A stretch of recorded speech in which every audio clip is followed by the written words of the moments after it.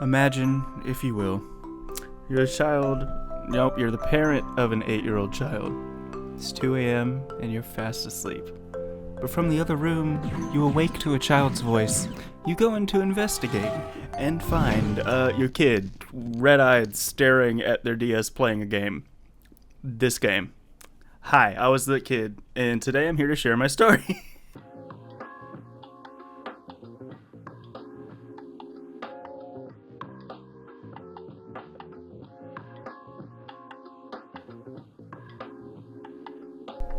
If I get background noise on this, I'm gonna be pissed. Lego Star Wars Lego Star Wars: The Complete Saga for the DS. This game is fucking impossible for me to review objectively. This is why I like Star Wars. It's not like I hadn't seen the movies before because my dad showed me the original trilogy, but it wasn't until I played through in brick form that it really took root in my brain.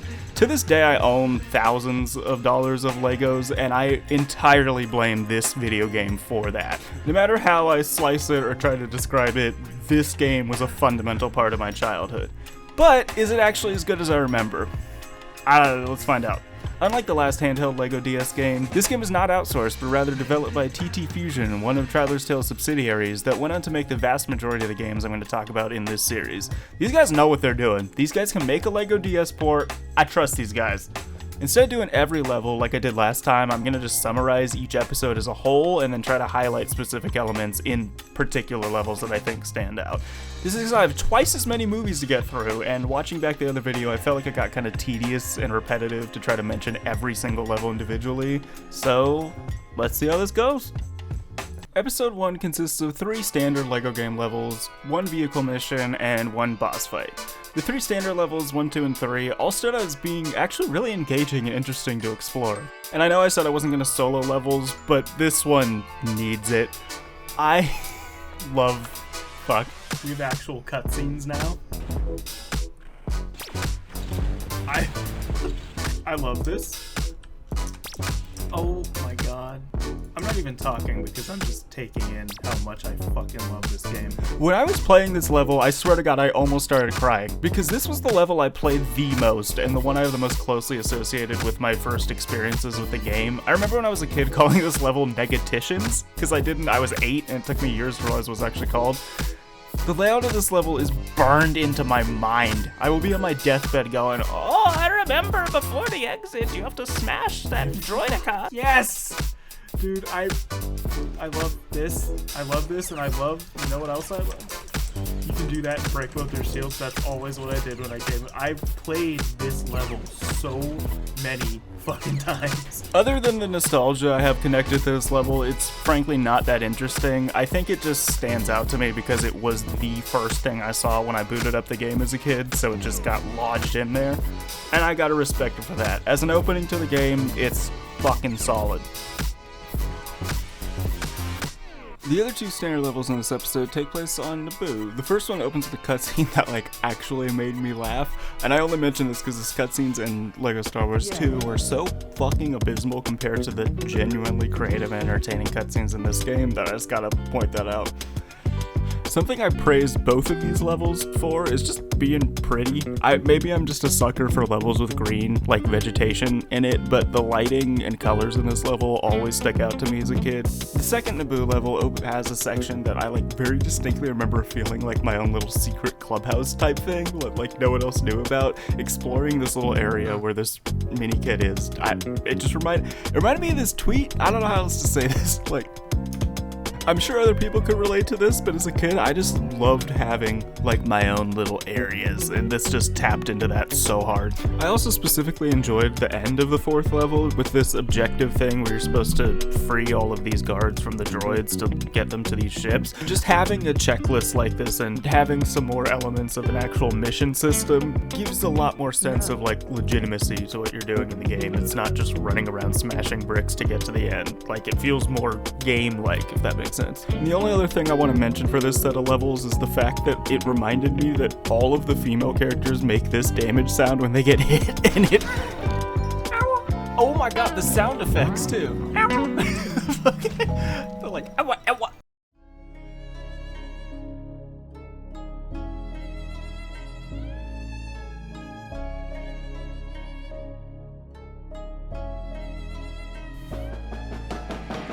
One of the sickest levels in this game, our first vehicle mission, the pod race.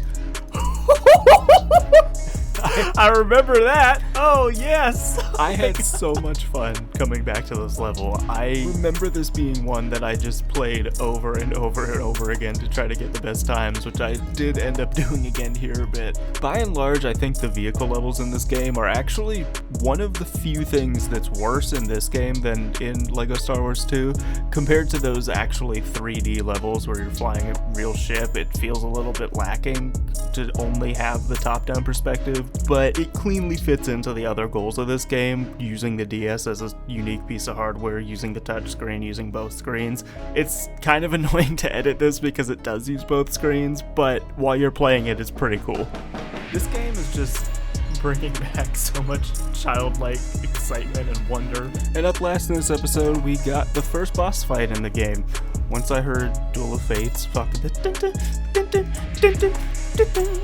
I was locked in, baby. Fucking love, great level. The boss fights in this game are actually really engaging and really fun. It starts with a section where you have to deflect back at these droids and then use the force to push back these barrels.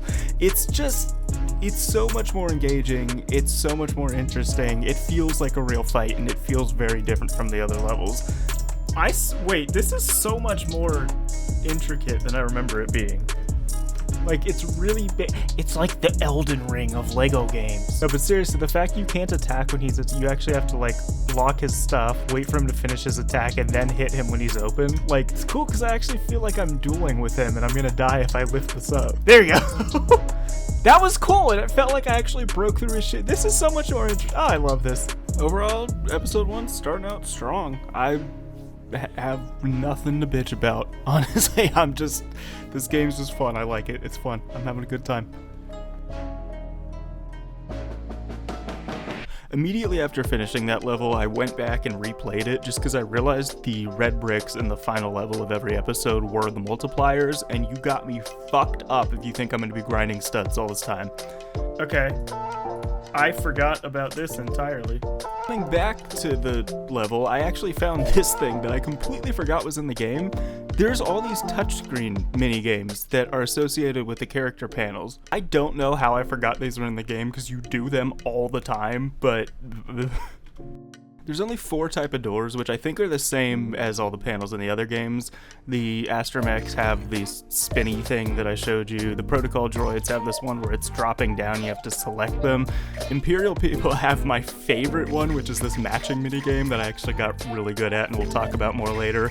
And the bounty hunters have this one that I kind of honestly don't understand. You just have to select the right one out of this thing. It's not really a game. I don't know what's going on there. But this game is full of things like this. They're actually separate touchscreen minigames that I talk about at the very end of this. Another thing that I think is really cool is the use of the bottom screen for the force.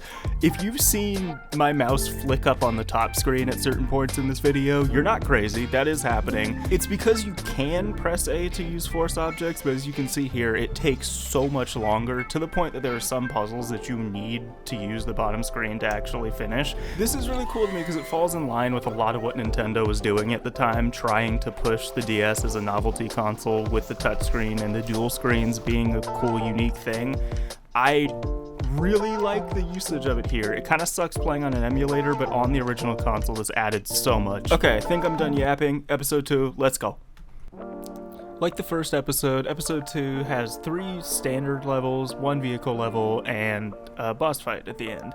But specifically, I just have to talk about this movie was my favorite Star Wars movie for the first 14 years of my life.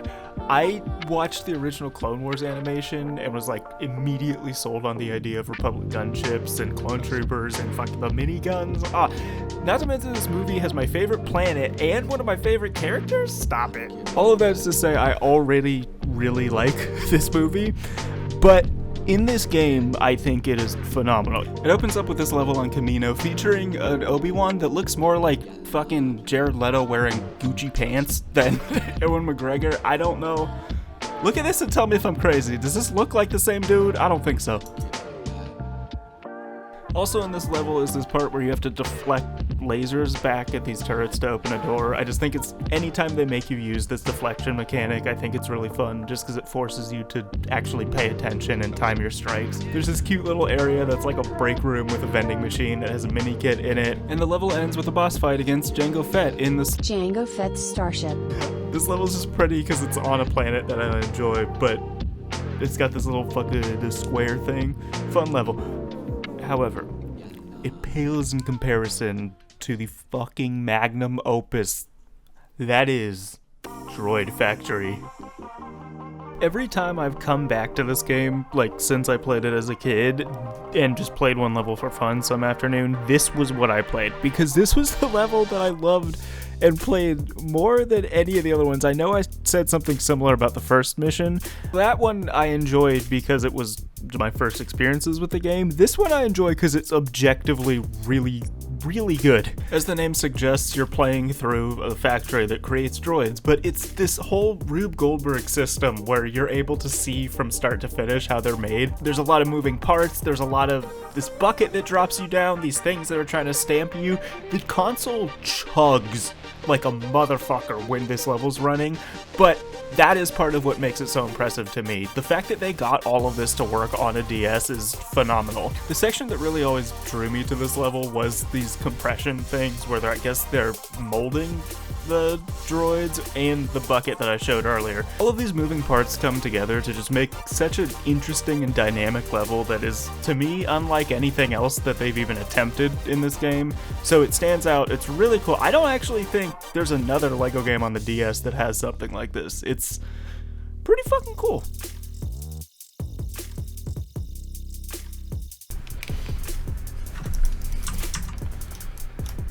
Oh my god, I never stopped recording. The rest of the levels in this episode are all on Geonosis with varying quality. The next one is Jedi Arena, where you kind of just run in a circle and do little objectives. I think it's kind of interesting how they were able to make a whole level out of basically one area.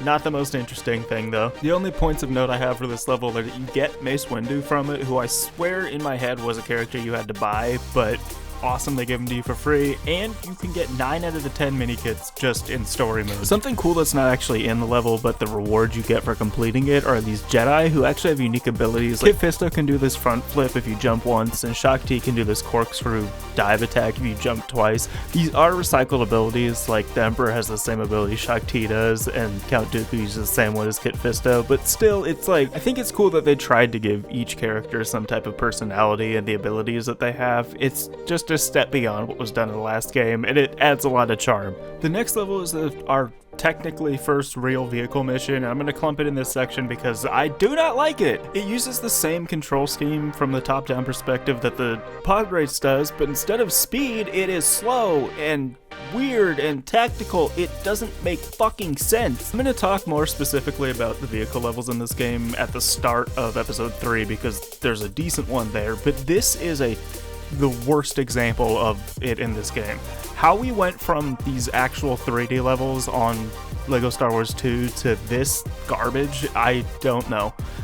I'm sorry if you like these levels. The last level in this episode is a boss fight with Count Dooku, which is really good, but honestly, a lot of the boss fights in this game are very samey. They're all great, but a lot of them just consist of deflecting back force objects or deflecting lasers back. This one is pretty cool because of this section where you have to like take turns jumping on the panels. Oh, this is such a good puzzle. My favorite part of this level is actually the way you get the red bricks, I believe, where you have to do this little slot machine with these push panels. I like gambling, man. Episode 3 continues the peak that is the prequels in this game, with 2 boss fights, 2 standard levels, and 1 actually really good vehicle level that we open up with. This mission, I think, is the best example of a standard vehicle mission in this game, and it is for that reason that I'm going to use it to showcase all of the problems that I have with a lot of vehicle missions in this game. Starting out with a positive though, I think it's really cool the way that they use the 2 screens, and I in that way understand why they chose to do what they did. As I'm showing here, you can fly back and forth from the top and bottom screen to change the direction that you're going, and it's just It's a really cool effect on the handheld. It feels cool. It's just neat. And it's admittedly something that they couldn't have done if they had stuck with a 3D perspective that the second game used. But that's not my biggest issue with these levels. One of the biggest problems that I have is that there is no free play option for any of these levels. There are no vehicles to unlock, which is a pretty big deviation, not only from the mainline console versions, but also the previous LEGO Star Wars game on the DS. It's kind of strange that they had 3D levels in the last one and decided to get rid of them, but the result of that is that the Minikits you unlock are not locked behind doors with character panels, but rather specific events, like surviving areas of the level or killing a certain number of enemies, which sounds fine. The problem is they don't really spawn that often, and they spawn on specific triggers, so you can just do this and like back up to where they are triggered to spawn and get them to keep spawning. Right? Like, so like, right on there is a barrier between the sides. So you can just do this and get them to keep spawning back to you. Yep. It's not fun to me when you get that feeling that you're playing against the game itself and not playing against the obstacles they put in the game. That complaint out of the way, I think that this is actually a really good vehicle mission. I love this section where you get to shoot a ship in half and the part of the beginning where you get to shoot parts off of the ships. I just think it's really cool that they give you that much control over your environment on a weird 2D LEGO DS game. I also love the level of depth that this level has. As you can see here, they kind of layered these 3D models on top of each other to create this interesting and varied background texture that makes you feel like you're part of a larger battle than you really are. Episode 3 continues with a pretty forgettable boss fight against General Grievous. General Grievous, General Grievous, General... I remember liking this level as a kid. Like, I thought the environment was interesting, and I remember this section where you have to jump to shoot at a very specific angle next to him was kind of neat just because it takes into account the exact jump height that you get from building this structure. I thought that was cool. I think this bridge is pretty. Beyond that, this level is kind of nothing to me. It's not bad, just extremely short and forgettable. It feels kind of like the Jedi battle or Jedi arena of this one. And like that one, now that I'm thinking about it, you can get all the Minikits really fast. But boring and forgettable, but not bad. Not bad, it's whatever. The next level takes place on Kashyyyk, with you playing as Yoda and Chewbacca, traversing these treehouse type things that the Wookiees live in. I don't remember what they're called. But holy fucking shit, this level is long. It took me 20 minutes from start to finish to get through this entire level, which, just for reference, is like 4 times most of what the other levels are in this game. And I don't think that's bad. I think this is a good level, but I just needed to point out because by the end of it, I was audibly saying, what the fuck, this is taking so long. I actually really enjoy this level. On the console version, this was easily in my top 5 levels. I distinctly remember making a video way back in the day, filming my TV, playing through this level on the Wii, and pretending it was LEGO Battlefront. I've been a Star Wars content creator forever, I guess. But the reason I did that is because there's actually a lot of varied environments and cool combat scenes in this level that are shockingly translated really well on the DS. Just like in the console version, you start up in these tree houses and then make your way down to a beach before going back into a jungle and escaping on your ship. This is done almost exactly the way it's done on the console version. To my memory, I haven't played it recently, but I was just really impressed at the similarity.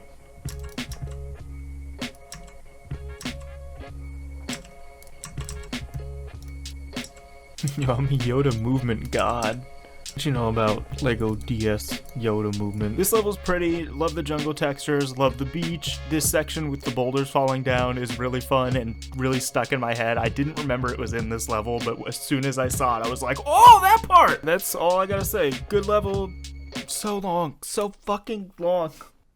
Moving along, episode 3 opens with a scene that was actually cut from the movie, what was supposed to be in it. Forgive me if you're aware of LEGO shit and have heard this a million times, but these disguised clone troopers at the start of this level were from a scene that was originally in Revenge of the Sith, where clones at the Jedi Temple disguised themselves as Jedi to try to kill Obi-Wan and Yoda. This is because the game itself came out a month before Revenge of the Sith did, so all of the content in the game based on Revenge of the Sith is not based on the finalized movie, but rather early scripts and concept art that they got access to. to while they were making the game. Because of this, there's scenes like the disguised clones, and interestingly, this trooper called a swamp trooper, who should be a 442nd trooper, one of the green ones, as it shows in the icon, but in the actual game, the model is a 501st trooper, one of the blue ones. This implies to me that maybe the 442nd Legion was supposed to be a bigger deal and then got replaced by the 501st.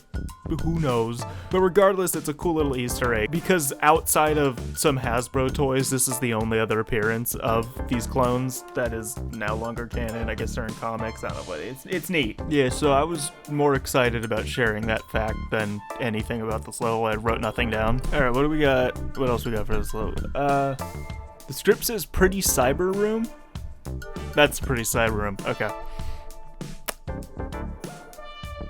Yeah, okay, next level. The final level of the prequels is a boss fight against Anakin Skywalker turning into Darth Vader. This level features a lot of parkour over lava, some time sections. It's really cool, but something that's interesting that I love that I got to showcase here is when you do this level in multiplayer, you spend the first half like working together trying to save each other from the falling shrapnel, and then the last half trying to kill each other, like your partner becomes Anakin, the boss you're fighting. It's really cool, and no other level does it in the game. I had the pleasure of being able to record this on a modded DS that my friend Camden got me for my birthday. Thank you so much. And so here's footage of us playing this level together. 137 hours? I've never looked at how long I actually played this game. Oh my god. I've never looked at my playtime. Oh my god, dude. You hear that? You hear that? Nothing? You hear the fact that for some fucking reason, every video I recorded on this DS worked except this one? For some reason, I must have hit something while we were playing this, and the mic stopped working, and there's no audio. We played it. You can see that we're playing it, but this segment, I was so excited. Fuck. This part, I mean, you can see it, like, there. We're fighting each other. We're running around. This part of the level's really cool. I'd love to be able to talk about it more. If I can speak through the frustration for a moment, it's cool. The level's cool. The fact you can do this is cool. Would have been cooler if I could fucking Up next after the prequels is the original trilogy, the other half of the game. God damn it, this video is going to be long. I'm going to do my absolute best to speed run through this part because I frankly think this is the less interesting half of the game. I have way less to say about it. It's not bad. It's better than the same levels that are in LEGO Star Wars 2, but you'll see. Episode 4 continues with, can I be real for a second? I edited this part with the bars once at the start of the video, and I was like, oh, that's fun, that's neat. I didn't think about the fact that I had to edit it 6 times.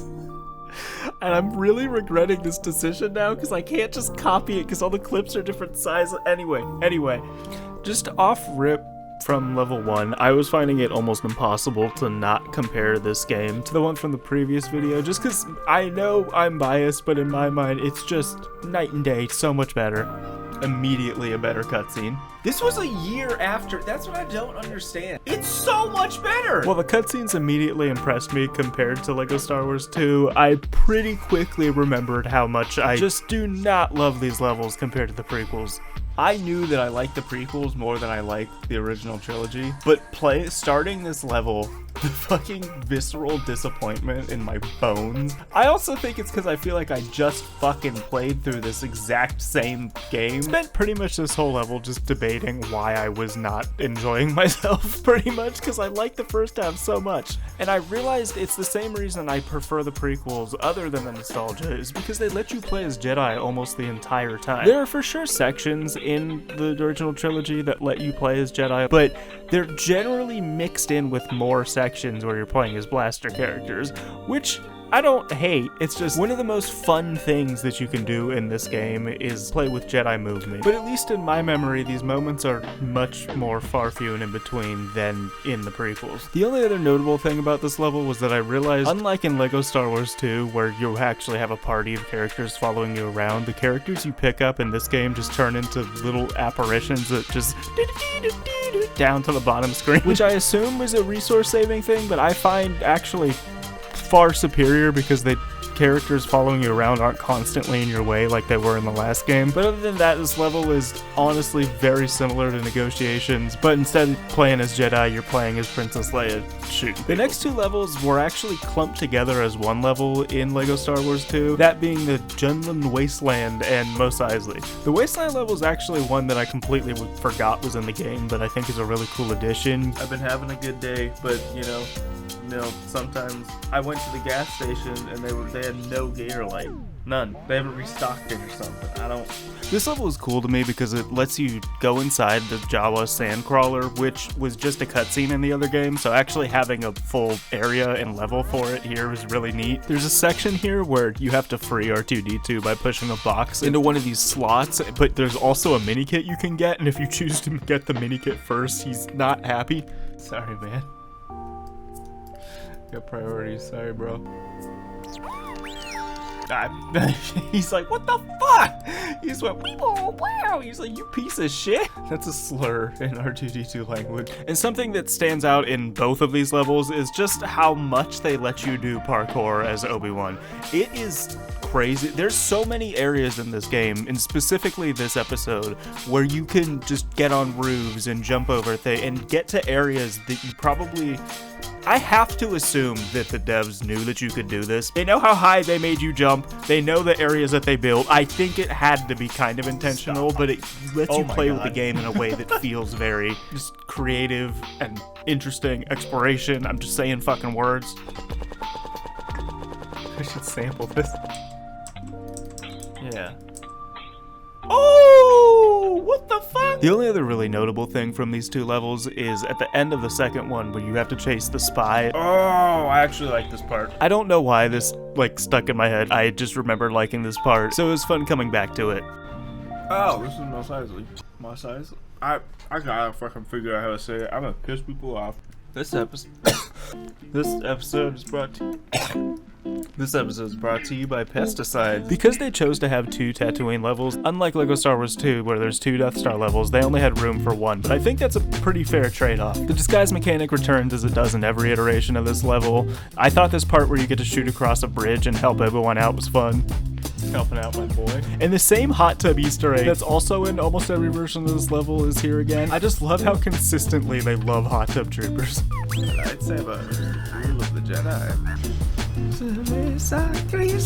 Final level of this movie is the trench run, which is fine like most of the levels. DS cutscenes are so cool. But as I say there, the best part of this level is honestly the cutscenes. I've already complained about the vehicle levels, so I'm not going to repeat the same points. But again, these actual rendered cutscenes are so much better than the fucking janky-ass in-engine cutscenes that they had in LEGO Star Wars 2. This is such an upgrade. Most of this level is pretty much the same as all of the other vehicle missions. Oh wait, I fucking lied. There's a section toward the end that's actually really fun where you're able to dodge lasers while Darth Vader's chasing you. I don't think any of the other vehicle missions have a mini game like this, so this was just kind of a fun aside I wasn't expecting. I'm coming back to, oh my god, I'm coming back to this level. I'm gonna replay this level many times. Holy shit. Why is it always the trench run? God damn it. Wait, I just realized. Yeah, so the level, not super interesting. Love the visuals. Love this. Now that's a cutscene. You ready to see my beautiful creation? There he is. Episode 5's got 2 vehicle missions, 2 standard missions, and 1 kind of boss fight thing in Cloud City that is half a normal mission, half a boss fight. I think the opening level on... Why am I way over here? Here? Yeah, okay, I think the opening level on Hoth, this vehicle mission, is actually a really fun level for it being a vehicle mission. Obviously, with it being this scene, you get to wrap the hook around the walker's legs and trip it, but there's something kind of frustrating about it in this game that I didn't realize. When you're in range of a walker, this red symbol goes around them and you can press a button to connect your hook. It automatically makes you start flying around them, which makes you think you're wrapping them up, right?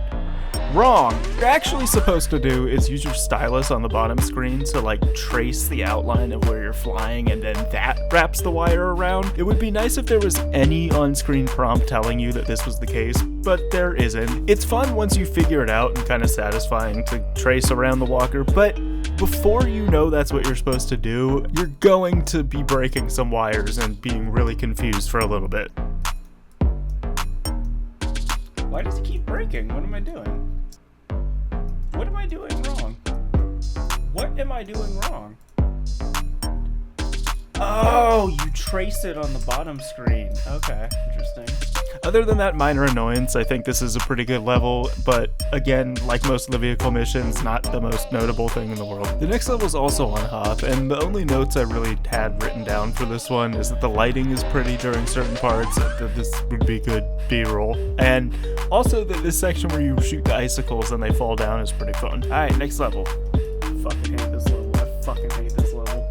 So as you can see, this is a really good level. For all the flaws that the other vehicle missions had, they at least had varied backgrounds and environments and things to look at. This level says, fuck all that, you're gonna fly through a black void the whole time. But the absolute worst part of this level for me is actually just the audio. I obviously don't want to keep playing that terrible sound, but you're shooting asteroids almost the entire level, so that it's so I had to turn the sound off at some point because it was just brutal, dude. Kill you with rock, I will. I swear to God, I pressed jump. Next level in episode 5 takes place on Dagobah, and I'm actually happy there's a level for this scene in this game because LEGO Star Wars 2 didn't have that. Related to that, I got a comment on the last video from AsPlays saying that they were disappointed I didn't talk about Dagobah Luke. So in honor of your comment, and just because I think it's neat, it's nice coming back and seeing that 100%. Apparently you just... That's Dagobah Luke. There you go. Pick up Dagobah Luke, double jump, and hit the attack button as you land. Oh, what? Oh my God. I love that Yoda has a little laptop. This is one of my favorite levels in the game. If you haven't noticed the trend already, I really like jungle levels. This one's just a neat swamp environment, ends with a boss fight against Darth Vader. Solid shit. Yo, Luke, come on, man. Leave no trace, dude. You're not supposed to make fucking rock stacks. Next level takes place on Cloud City, and oh my God, this is a beautiful level. I love this room where you fight Boba Fett with this like peach pink environment. After that section, you swap over to Luke where you're fighting Darth Vader in this really nice like dark blues contrasted with orange. The colors in this level are just beautiful. This boss fight, while relatively simple, uses some neat mechanics, as you see here. When Vader stands on these vents, you have to use R2 to gas him, and that didn't sound right.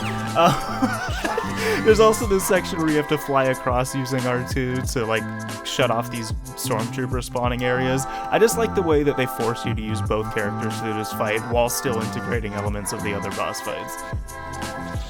No slides.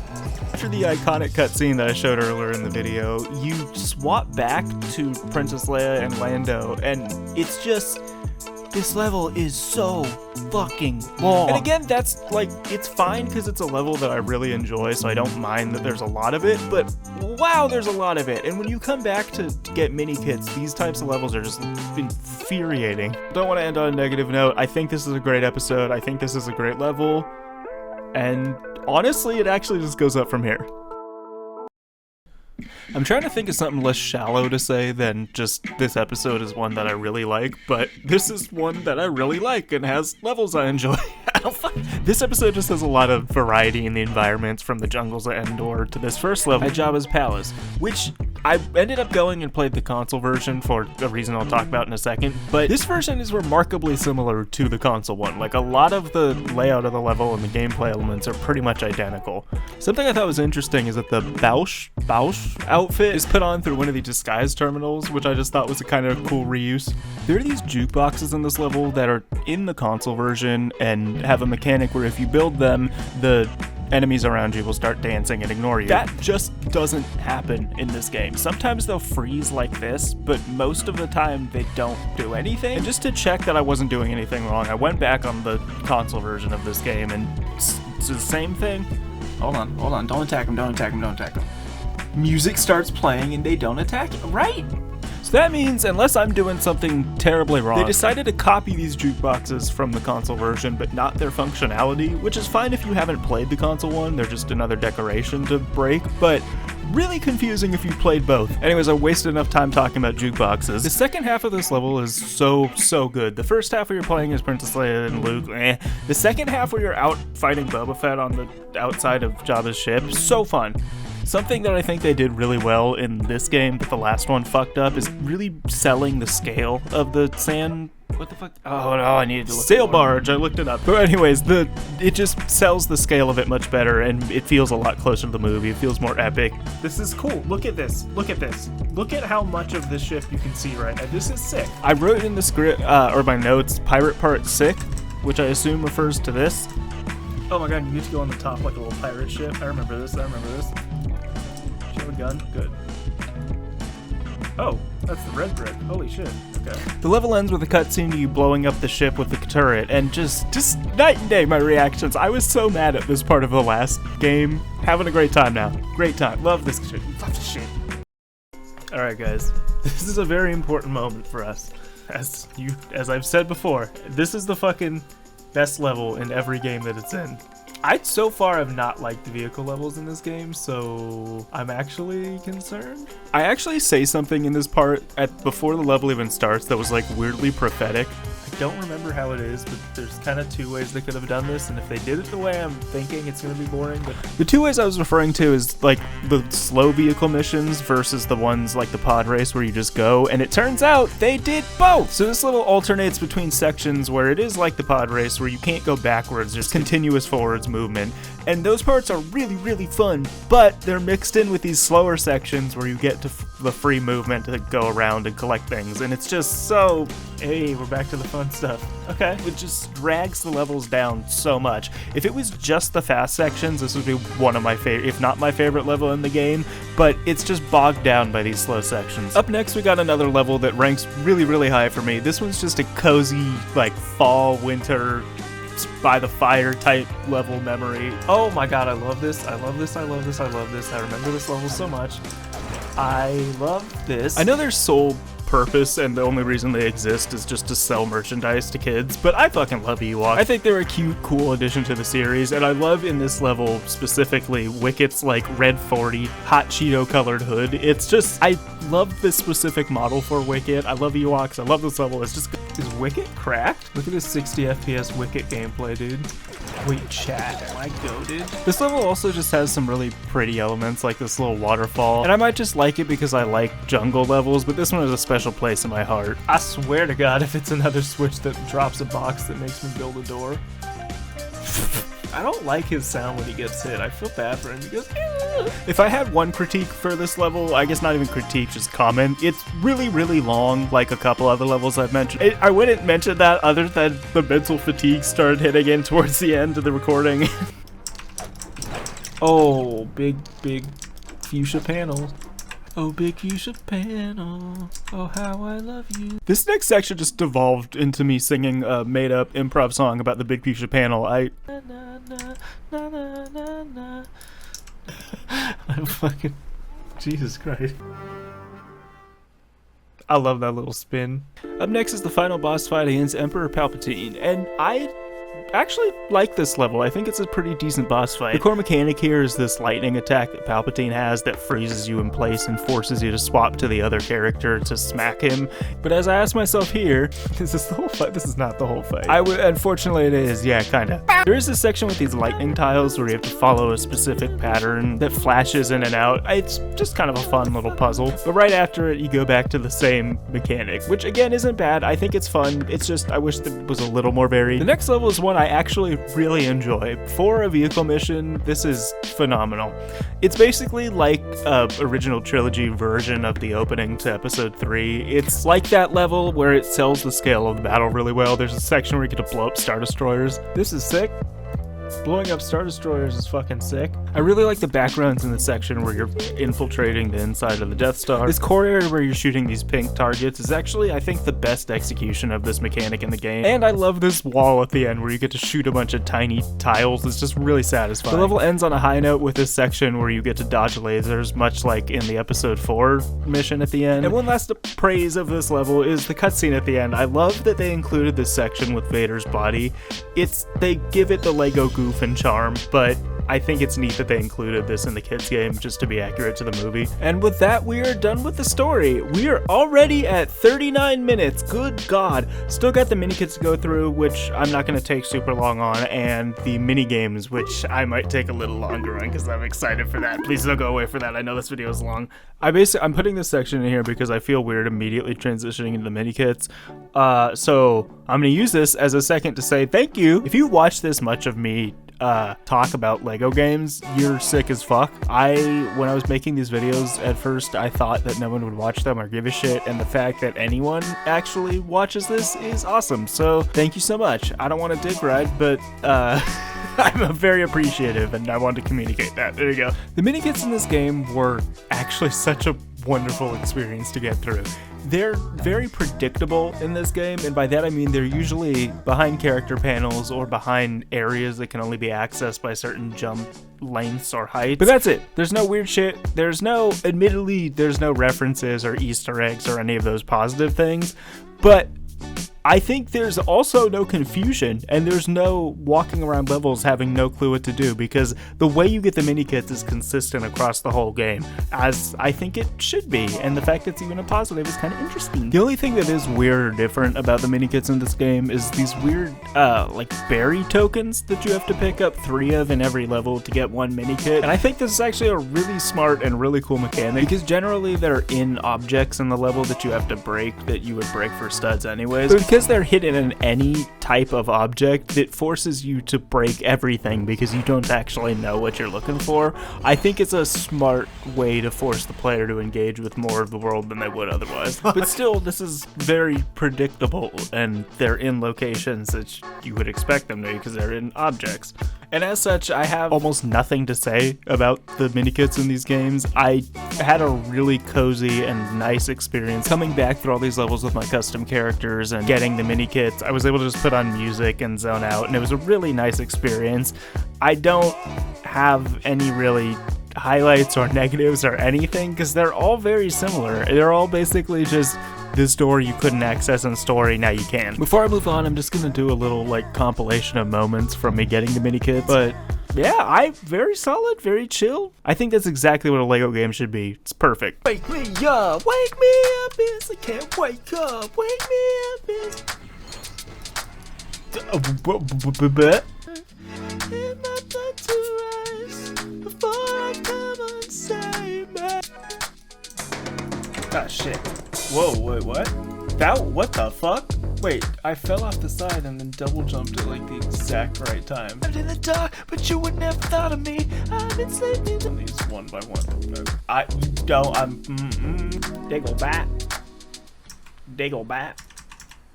I have a big ass brain. I got a fucking cranium. I really wish there was a way for me to like have the music playing while I play the game, but take it out. Because I don't want it in the video because it's copyrighted. Like my other option is do it like this. I don't like this. I swear to fucking God, don't do it again. The door's already open.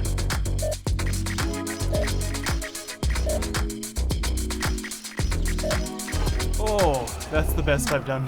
Did I soft lock the game? Wait, did I soft lock the game? Does he not come down from there? Hold on. Oh no. Oh fuck.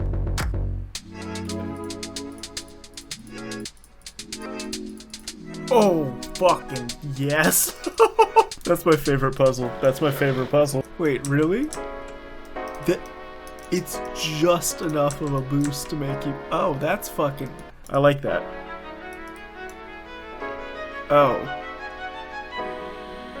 Oh. Yeah. Alright. I gave him a little too much credit there. My bad. Jesus. I'm on fire. They fucking added Bionicle Heroes since I made my video. Bionicle Heroes was not on the list. That seems like it's a hit. Yeah, yes, yep. I had to test it. I don't know why I had to test it. I have no clue where that old man went. I'm just fucking around doing my own thing in his base. I think we're fighting. He might think we're still fighting. I don't. Yeah, he's laughing over there. Laugh it up, old man. I'm just taking my goddamn time. Ah, shit. Never mind. That was a good strat, apparently. Huh? What? I don't even have the script open. I'm missing shit, man. I don't fucking... Good luck editing these parts. I'm gonna sock you in your goddamn face. Okay. Oh, not my best time, but I got them all. I'm done with the original trilogy. Yup. There you go. I just love the Droideka. Whoa! I have not seen the full combo. I have not seen the fucking Caniac combo that she has. I feel like I'm being kind of funny right now. Call me the bone in your... Where is it? Hold on. I need to do a little research for this joke. Call me the bone in, by your bicep bone, because I feel like I'm being a little humorous right now. Will you shoot a kid? No. You'll shoot me, but I turned to... Okay, they thought about it. We have a problem, and that problem is that I found that there's a version of this game. You can just play the memorization part of this game. Fuck. Glasses on, sitting up, mic adjusted. Let's fucking go. Got it. Woo! That's really goddamn fun. I see it. You see it? Do you see it? You see it? Woo! Woo! I think most of you are probably doing something else while you watch this video. Shouts out to you if you're drawing right now. Shouts out to you if you're studying right now. No! Oh my god.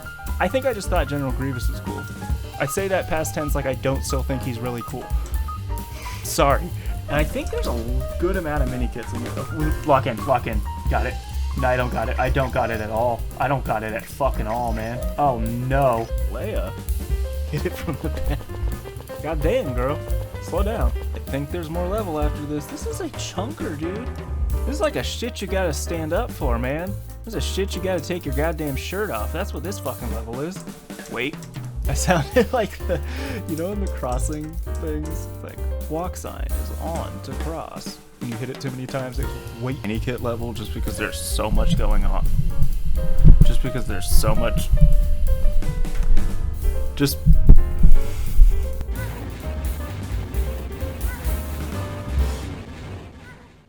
After getting all the mini kits, I had to get all the characters and extras, but this was not difficult because by getting all the mini kits and using all the multipliers, I already had enough studs to get all the characters. The last thing that I had to do to 100% this game was the mini games, which I honestly could have done a video just on these because I love them so much. I see that I'm at 47 and like a half minutes right now. I want to try to keep this under an hour so I won't go too crazy on these, but I'm just going to say the whole time I've been editing this, I've just been looking forward to this part. This is... Just get ready. This game features 8 minigames, 4 of which have both a challenge and survival mode for 12 total gold bricks that you have to get from completing games here. The first one I'm going to talk about is Deflection, which I think is the one I played the most as a kid, and debatably the second hardest. There's another one. You stupid assholes. As you can see, the goal of this game is to block the lasers that are being shot at you by this training orb. It's indicating where it's going to shoot based on that little dot on the side of it as it's coming at you. Use the touchscreen to guide where you're holding the lightsaber, and it's generally not that hard until the later rounds. Nearly all the minigames use this stage system with increasing difficulty and increasing time. I thought there were only 3, not 5 at first, so this was frustrating. Where did he go? What happened? Did I smack it? What happened? Oh, he's back. Fuck! Wait! Are you serious? What the fuck is that? What the fuck is that? What?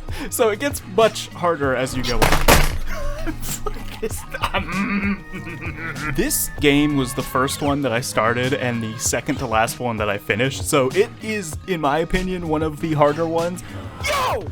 You get into kind of a rhythm at a point where you're able to get through rounds 1 through 4 pretty regularly, because there's only so many spots you can put the lightsaber, but by 5, it's just insane. I hate this shit. I hate it. I hate it here. I hate it here. Mom, take me home.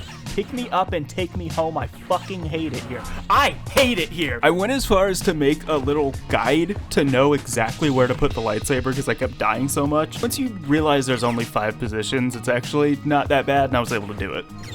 Oh my god.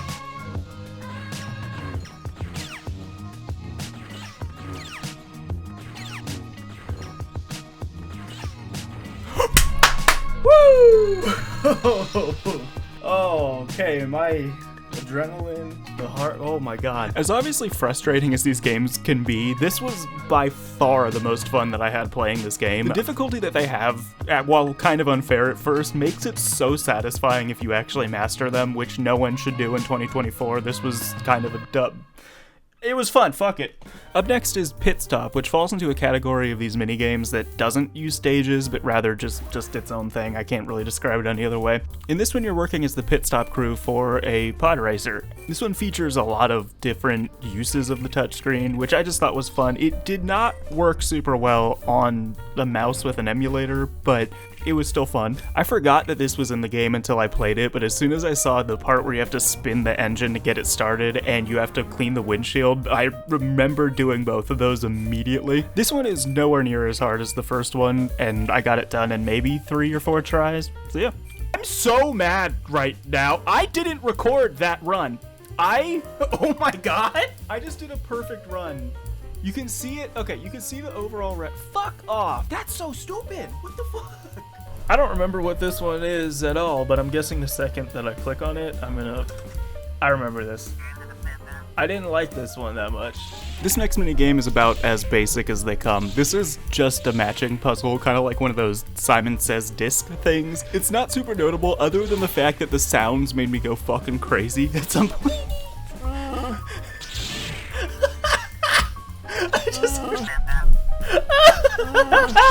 Oh my god. Fuck, just the sound effects. OT. Oh my god. Okay, Jesus, that was funny to me in like a steel pipe kind of way. I clicked it too many times. I had too much fun with it. Damn it. Is it a bad sound? Oh, let's go! But yeah, this one I have almost nothing to say. It's just you click the planets in a pattern and win. That's it. Oh my god! Okay, yes. There's no more stages. If there's another stage, I'm gonna scream. Up next, we got Evasion, which I would rank as probably the 3rd most difficult one. It's not inherently that hard in the way you control it. It's just kind of random where these asteroids appear. You're basically just using the stylus to guide the Jedi starfighter around the bottom screen, avoiding these asteroids. But it's sometimes kind of unfair because if you're too far in the corner of the screen, it'll spawn asteroids off that same corner that you're in and hit you before you can see them. Okay, I'm just trying to blow those up but not get hit. Oh! The main objective, other than just dodging asteroids, is to pick up all of these little blue tokens to get studs, and if you hit these orange tokens, it blows up the asteroids. And in the later stages, if you're not saving those to destroy asteroids, you're going to die. Okay, just you can't get anywhere near the side. Why fucking, there's nothing, dude. This one's not unfair, it's just one where you have to lock the fuck in, and so once I did that, I was able to complete it, but this took me 5, 6, 7 maybe tries. It was not an easy one. Something I've neglected to mention until now because I'm still debating, I guess if I'm recording this, I'm putting it in the video, but the time progression, stage 1 versus stage 2 versus 3, it grows exponentially. I don't know that for sure. I have not yet run the numbers. I'll put something on screen now once I do that. Okay, I'm back post number running, and I'm just gonna say I'm a little confused. Evasion progresses about how I expected to, where it's linear up until stage 5, where it jumps up in time, but I don't know what the fuck deflection's doing. My point though, my larger point was by the time that you get to stage 5, you've already spent at least 3 or 4 minutes on this, and the stage itself is 1 minute. So I know that doesn't sound like a long time, but when you are only failing on stage 5, it's really frustrating to waste 4 or 5 minutes going through the first 4 missions again. But that's an issue I have with all of the minigames that use stages, not just evasion. I just was talking about it here. Moving on. The last 2 minigames that we have are my favorite and my least favorite. We're gonna end on my favorite to end on a high note, but god fucking damn it, I hate this one. The C-3PO levitation one is a nightmare. The concept here is pretty simple. It's basically just a mobile game where you're like automatically scrolling up and have to guide C-3PO's head through these stormtroopers' heads. If you hit the side of the barriers, you take damage, and if you hit a stormtrooper, you take damage. And on top of that, you're constantly hemorrhaging health, so you have to pick up these little Yoda tokens.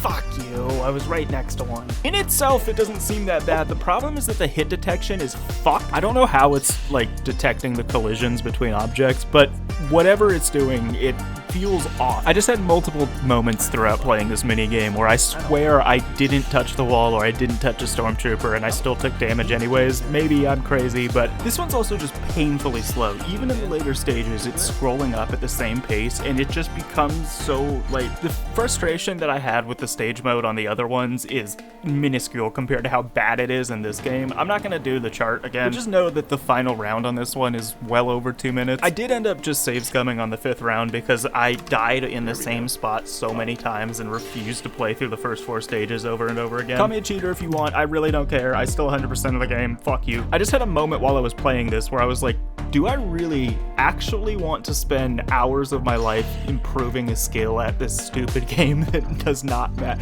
No, I don't. I want to make a video on it. And honestly, if I didn't save scum this, I don't know that you'd be getting this video this year. So be grateful. Whoever made this minigame, I would like a word. I would like a word. What the fuck? And that word is fuck you. Ladies and gentlemen, start your fucking engines for the best minigame in this game. Woo! This is the best fucking part of the game. This is so fun. I love this so much.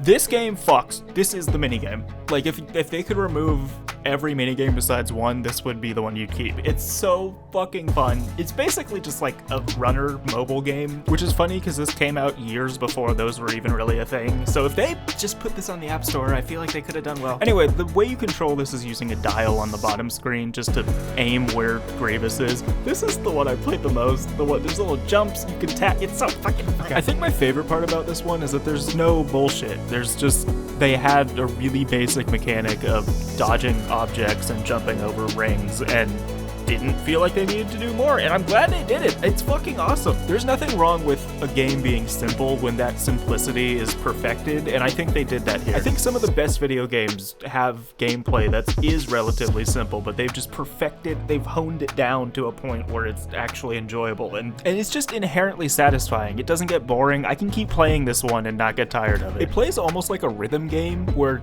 the screen is constantly moving at you and you're just reacting to it, but because of that, you're never caught off guard. All of the obstacles that you face are really legible and you know how to respond to them. It's just your reaction time. So the only variable is how good you are at the game. That's a perfect game. It gave me the same feeling that a lot of FromSoft games do, where like when I died, it was my fault. I fucked up and I can learn from my deaths. That's a good game. I know I'm probably very much swayed by the nostalgia that I have for this game, but objectively, compared to all the other minigames, this one is just better. That's about all I have to say about this game. I'm just gonna hang on it for a little second longer because this hallway, I didn't know that this happened where the rings will stack up if you get far enough towards the end.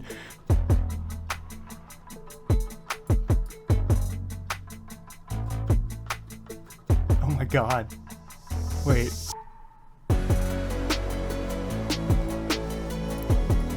I could do an entire video just grinding high scores on this minigame. I will spare you from that though. So as I mentioned at the start of this, 4 of these minigames have survival modes, which are the same minigame, but instead of using stages, they just let you survive as long as you can. I first try every single one of these. Does that mean I did it? Oh! How the fuck? Why was that so much easier? I do not know why they made a challenge mode so hard when these are so easy. These are how the game should be. The games themselves are identical. It's the same gameplay. It's just... Oh. Okay. Alright then. Not stages, so I don't think I need to show too much more of it, but I was just very shocked at how fast I got through these. I don't know if it's because I had already done the other ones and it was easier, or if it's just the survival ones are that much easier, but it felt like they were. It just really feels like these games were designed to test how long you could survive in them and not the highest level you could reach. I feel like the level system's kind of fighting against what the games actually are. Regardless, after I built the little diagram for the deflection one, I knew I was going to be able to finish it easy, so I left it for last. So here is the final minigame. 99.6.4% left, which is just this one minigame, this one gold brick. It is... Okay, it's not showing you on the screen right now. It is almost 100 outside, and my palms are sweaty. My knees weak, arms are heavy, there's vomit on a sweater already. At what point does it just go full auto and start going... like, oh, here. I think here is when it starts going full auto. Jesus Christ. Okay, we hit 20,000. Beautiful. That is a clean, and I'm happy with that. Oh, you ready? Are you ready to turn this corner? Are you ready to turn this corner?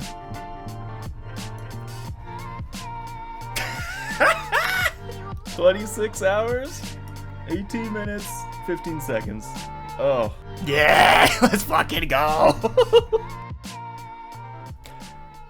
Thank you so much for watching this video. I said I wasn't gonna make this an hour. Now that's a lie. But these are just such fun to make.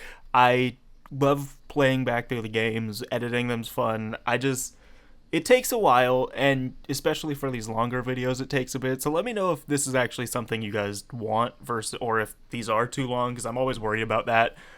I tried to kind of step up my editing a bit more in this one, like with the transitions and whatnot. So trying to make it a little more professional, you know what I'm saying? They take a bit, but on top of that, there's been other life stuff. So I just appreciate you for bearing with me. But yeah, that's all I got. So thank you for watching. Have a good one.